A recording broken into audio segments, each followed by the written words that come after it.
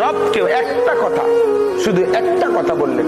মা বিদেশ যাওয়ার সময় বলে দিল মাকে ভুলো না, বাপ বিদেশ যাওয়ার সময় বলে দিছে মা বাবাকে ভুলো না, স্ত্রী চোখের পানি ফেলতে ফেলতে বলে দিছে আমাকে ভুলো না। কিন্তু ছেলে বলছে কাঁদতে কাঁদতে আমাকে ভুলবেন না আব্বা, মেয়ে কাঁদতে কাঁদতে বলছে আমাকে ভুলবেন না আব্বা।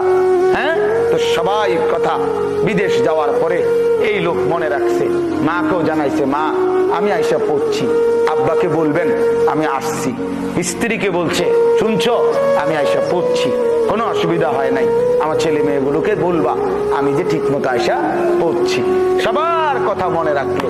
তো রব্বুল আলামিন বলে দুনিয়ায় যাচ্ছ আমার কথা বলো না, কিন্তু আমি তোমাকে সব দেব, আমি তোমাকে সব দেব, আমি তোমাকে সব দেব, তোমার 24 ঘন্টা আমি তদারকি করব।